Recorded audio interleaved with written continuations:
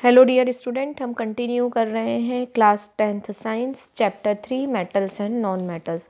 Previous videos में हमने इस चैप्टर में मेटल्स की जो थी वो नॉन मेटल्स की फिजिकल प्रॉपर्टी देखी, फिर एक्सेप्शन देखे थे उनमें कि कौन कौन से उन प्रॉपर्टीज़ में एक्सेप्शन था। उसके बाद हम केमिकल प्रॉपर्टीज़ देख रहे थे, जिसमें हमने फर्स्ट केमिकल प्रॉपर्टीज़ जो देखी थी मेटल की वो थी रिएक्शन विद द ऑक्सीजन, और सेकंड जो प्रॉपर्टी थी वो थी रिएक्शन विथ वाटर।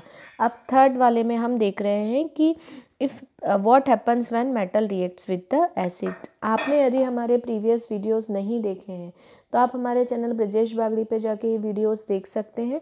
आपको हमारे वीडियोस पसंद आ रहे हैं तो हमारे चैनल को लाइक, सब्सक्राइब एवं वीडियो को शेयर करें, साथ ही साथ बेल आइकॉन प्रेस करें ताकि आपको लेटेस्ट वीडियो की अपडेट मिलती रहे।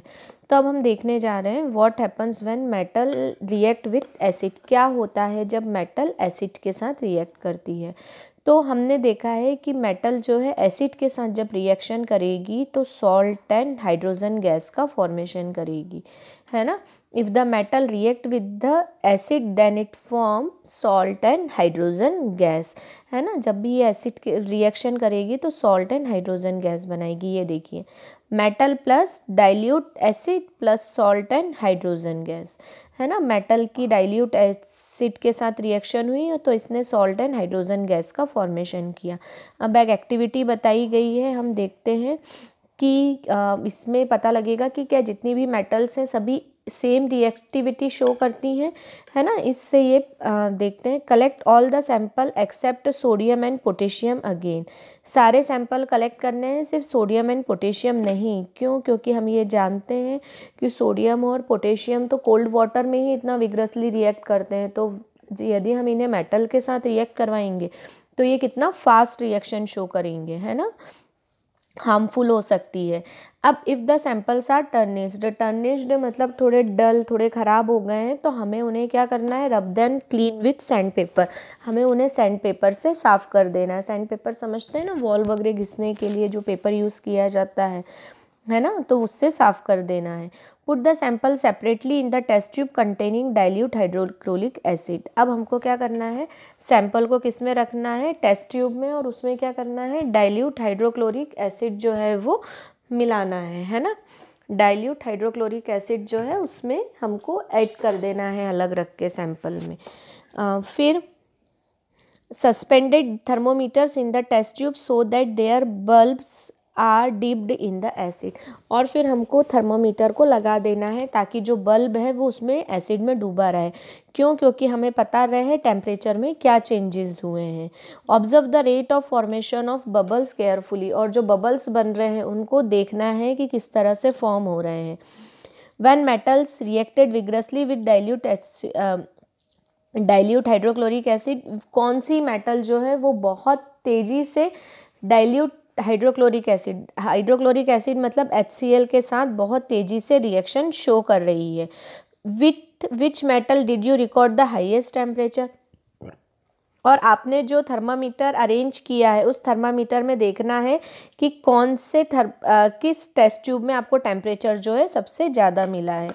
Arrange the metal in decreasing order of reactivity with dilute acid. और आपको जो मेटल्स की रिएक्टिविटी है वो डिक्रीजिंग ऑर्डर में अरेंज करनी है ताकि पता लगे कि कौन सी मेटल ने किस तरह की रिएक्शन शो करी है।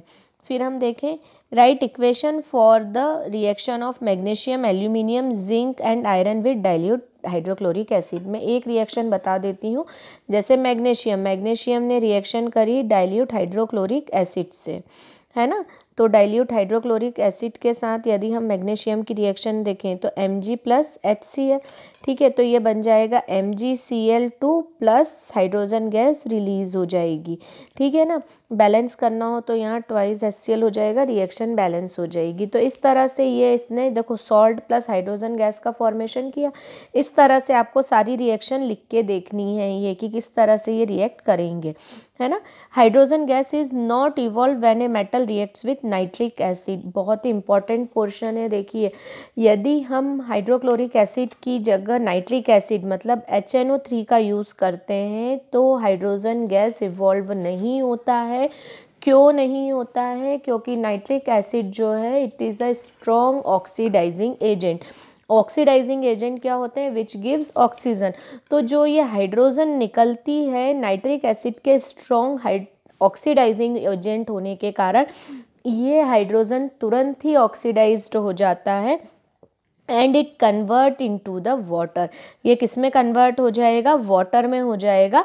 और इसीलिए HNO3 से रिएक्शन करवाने पर हाइड्रोजन गैस नहीं रिलीज होगी, बल्कि उसकी जगह वाटर का फॉर्मेशन हो जाएगा। ठीक है ना। अब हमने एक्टिविटी 3.11 में ये देखा कि फॉर्मेशन बबल्स जो था वो मैग्नीशियम के केस में सबसे ज़्यादा था। देन उसके बाद जो रिएक्शन थी वो कौन शो कर रहा था, reaction was followed by the also most exothermic. Exothermic मतलब हर एक में टेम्परेचर जो था वो इंक्रीज हुआ था। अब रिएक्टिविटी यदि हम डिक्रीज इन ऑर्डर में देखें तो मैग्नीशियम ने सबसे फास्ट रिएक्शन शो की थी, देन एल्यूमिनियम, फिर जिंक एंड आयरन। ठीक है। कॉपर के केस में किसी भी तरह का बबल फॉर्मेशन नहीं देखा गया एंड टेम्परेचर भी अनचेंज्ड रहा। इसका मतलब है कि कॉपर जो है वो डाइल्यूट हाइड्रोक्लोरिक एसिड से रिएक्शन शो नहीं करता है, कॉपर में कोई भी रिएक्शन शो नहीं हुई थी। ठीक है। तो ये जो था ये हमको पता लगा कि किस तरह से मेटल जो है एसिड के साथ रिएक्शन शो करते हैं। इसके बाद एक बहुत ही इंपॉर्टेंट चीज़ के बारे में बताया गया है which is aqua regia. Aqua regia को रॉयल वाटर भी बोला जाता है, ये रॉयल वाटर के नाम से भी आ सकता है ना। एक्वा रेजिया या royal water freshly prepared mixture होता है concentrated hydrochloric acid and concentrated nitric acid का, है ना। मतलब HCl एंड HNO3 का फ्रेशली प्रिपेयर्ड मिक्सचर होता है जिसमें रेशो होता है 3:1। इट मीन यदि हमें 100 ml सॉल्यूशन एक्वा रेजिया का प्रिपेयर करना है तो हम 75 ml जो है वो HCl लेंगे और 25 ml जो है वो HNO3 लेंगे, है ना। 25 जो है ml HNO3 लेंगे और 75 HCl लेंगे। तो ये जो है ये हर तरह के सब्सटेंस को डिसॉल्व कर लेता है, यहाँ तक कि गोल्ड भी इसमें डिसॉल्व हो जाता है। Aqua regia highly corrosive nature का होता है ना। फ्यूमिंग लिक्विड होता है, मतलब आप इसकी बॉटल ओपन करो तो आपको धुआं निकलता हुआ दिखाई देगा। ठीक है। और ये जो है गोल्ड एंड प्लेटिनम जैसे जो मेटल्स हैं उनके साथ भी रिएक्शन शो करके उनको डिसॉल्व करने में कैपेबल होता है, मतलब हाईली कोरोसिव इन नेचर होता है। तो आज जो हमने देखा है वो देखा है कि किस तरह से मेटल्स एसिड के साथ रिएक्शन करते हैं, और एक most important topic which is the aqua regia. आप एक बार बुक जरूर रीड करिएगा, आपको कोई भी डाउट कोई भी प्रॉब्लम होने पर आप मुझसे पूछ सकते हैं, डिस्कस कर सकते हैं। Keep study, keep watching. Thank you so much.